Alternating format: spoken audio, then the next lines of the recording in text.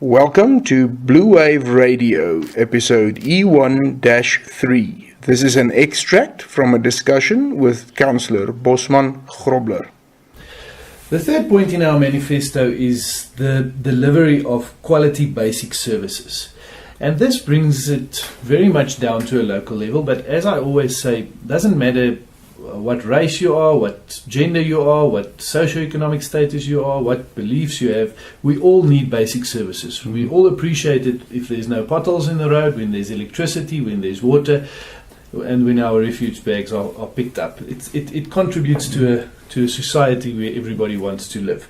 Again, we need to fight corruption in these deals on a local level, because corruption eats from our services, corruption steals from our services, and in essence steals from the quality of lives of citizens of an area. So the DA will look at signing of contracts with service providers inside municipalities to ensure that the speedier delivery of quality services. We can decentralize a lot of the services that's rendered by municipalities at the moment, which means, and we'll get to job opportunities, but it means opportunities, number one, but number two, it will create environment of competition which will give you better quality service delivery. Yeah, I agree, and I want to expand on the service delivery. Service delivery is not only water and power and streets.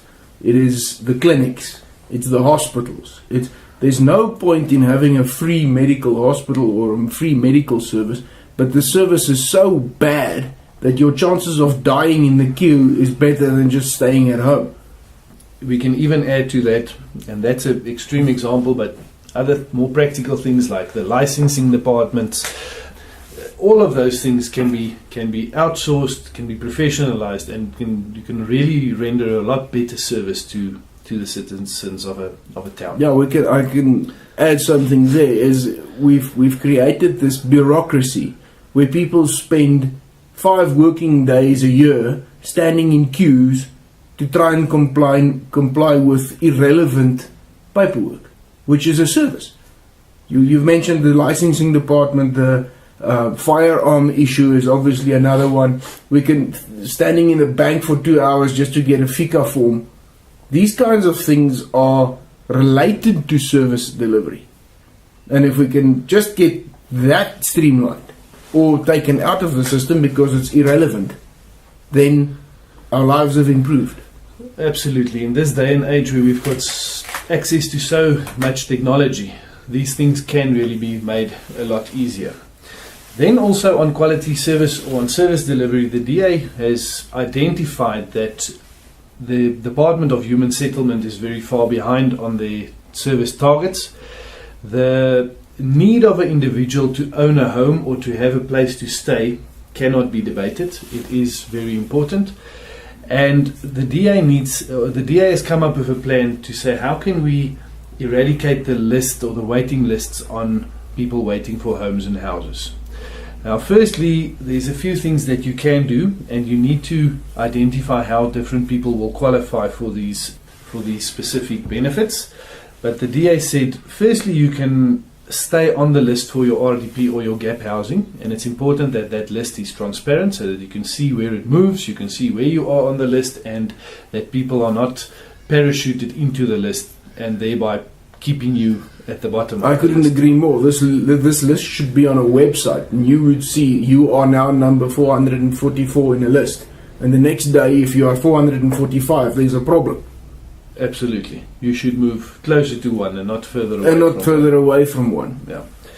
The second way in which we can eradicate the backlog on housing is to give a home voucher, which means that you will receive a serviced stand and title deed from government, and then you can use your voucher to buy building material and build your own home, because a lot of families are able to build if they are just given the means to do that, and they are willing to do the labor, but they just need the space and the means.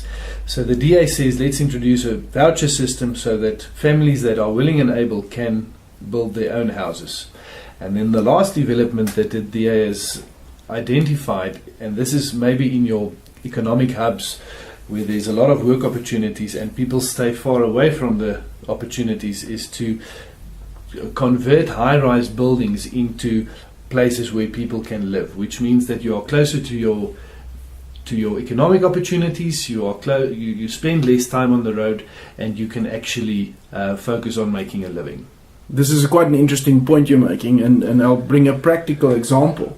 Is the town we stay in, the traditional location, if you want to call it that, is on the far side of town, on the opposite side of town from the industrial area. Now there's a small housing development close to the industrial area, and to rent a place in the close to the industrial area is exactly 500 rand more expensive than living in the traditional area, and the cost of a taxi traveling up and down is exactly 500 rand. And you can claim that it's apartheid's fault, and you can claim that it's a whole bunch of things' fault. The fact of the matter is our our current infrastructure causes people at the lower end of the economic spectrum to spend a lot of money on transport. Yes. And that also impacts on service delivery, because more cars on the road, more damage to the road, more traffic, more time wasted. I don't think that anyone has spent any time in the past 20 years looking at the real integration of housing, work opportunities. I'll finish with the last idea. If you go look at a city like Hong Kong, which is built on high-rises, people don't leave the building for 6 months. The school's in the building, the work's in the building, the shopping mall is in the building. It's not an ideal lifestyle, but everything that is required to make a life is situated in one building. And I'm not saying that we should build high-rises to that effect, but if you can just move people closer to their work and their schools, then obviously they get a better quality life, because they're spending an hour less a day doing something. Yes, I can't agree with you more. Quality of life will improve if you can spend less time on the road. Thank you for listening to Blue Wave Radio episode E1-3. For more information, please contact your DA representative.